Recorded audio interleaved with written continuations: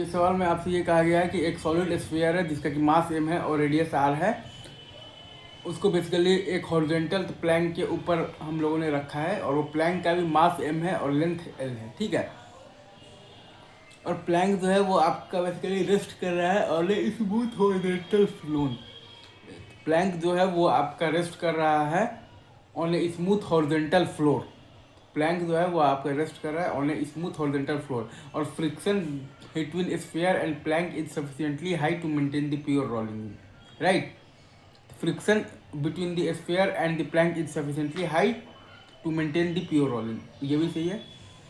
तो अब ये है कि the plank is pulled to right with a force of magnitude f। आपके पास ये दिया हुआ है कि the plank is pulled to right with a force of magnitude f force है, ठीक है।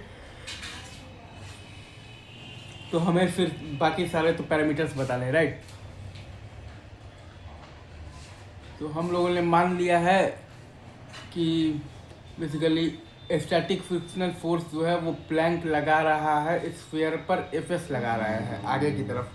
हम लोगों ने ये माना है कि प्लैंक पर स्टैटिक मतलब प्लैंक पर स्टैटिक फ्रिक्शनल फोर्स लगाएगा बेसिकली सॉलिड स्फीयर लगाएगा बेसिकली एफएस लगाएगा पीछे की तरफ।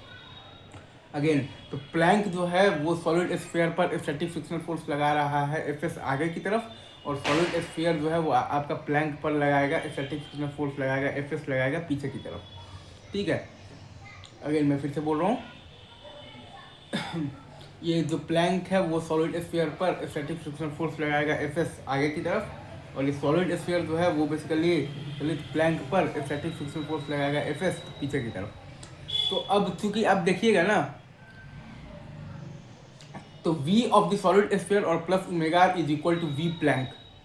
ये अगर आप देखिएगा तो पहले से ही है क्योंकि 0 बराबर 0 है। v of the solid sphere और plus omega r is equal to v plank. ये अगर आप देखिएगा ना सर पहले से ही है क्योंकि 0 बराबर 0 है। तो अब बस स्टैटिक फ्रिक्शनल फोर्स अपने आप को ऐसे एडजस्ट करेगा ताकि a of the solid sphere और basically plus alpha is equal to a plank भी हो जाए और v of the solid sphere और plus omega is equal to v plank pure rolling maintained रहे, right sir, is it true. अगर आप ध्यान दीजिएगा तो v ऑफ द सॉलिड मतलब कि स्फीयर और plus omega r is equal to v plank तो पहले से ही है। तो पहले से ही है ना 0 बराबर 0। तो अब बस खाली स्टैटिक फ्रिक्शनल फोर्स अपने आप को ऐसे एडजस्ट करेगा ताकि a of the solid sphere और plus alpha is equal to a plank भी हो जाए और v of the solid sphere और plus omega r is equal to v plank pure rolling तो मेंटेन्ड रहे, right sir, is it true. तो अब अगर आप ध्यान दीजिएगा यहाँ से तो आपके पास बेसिकली क्या मतलब कि आ जाएगा। अगर आप ध्यान दे रहे हैं तो हमें बेसिकली जो कंडीशन लगाना है वो ये है कि a of the solid sphere और plus alpha is equal to a plank. यही कंडीशन है जो कि हम लोगों को लगाना है, राइट सर। तो a of the solid sphere है आपके पास basically F S by M और प्लस अल्फा आर। तो अल्फा है आपके पास बेसिकली टॉर्क बाई आई तो F S into R by I है आपके पास 2/5 mr² into R is equal to आप जब लिखिएगा ना ए ऑफ द प्लैंक तो ए ऑफ द प्लैंक आपके पास है क्योंकि ये प्लैंक सॉलिड स्टेप चूँकि ये जो आपके पास जो प्लैंक है वो सॉलिड स्फीयर पर स्टैटिक फ्रिक्शनल फोर्स लगा रहा है एफ एस आगे की तरफ। तो सॉलिड स्फीयर जो है वो आपका बेसिकली तो प्लैंक पर स्टैटिक फ्रिक्शनल फोर्स लगाएगा एफ एस पीछे की तरफ। क्योंकि ये जो प्लैंक है वो सॉलिड स्फीयर पर स्टैटिक फ्रिक्शनल फोर्स लगा रहा है एफ एस आगे की तरफ। तो ये सॉलिड स्फीयर जो है वो प्लैंक पर स्टैटिक फ्रिक्शनल फोर्स लगाएगा पीछे की तरफ, राइट।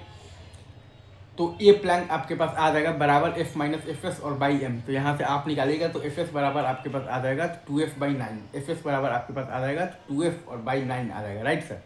तो ए प्लैंक आ गया है आपके पास बेसिकली 7f/9m। तो आपके पास ए प्लैंक का वैल्यू क्या आ गया है 7f/9m। आई गेस ये सवाल लॉजिकली मैंने यहाँ पर अच्छे से समझा दिया।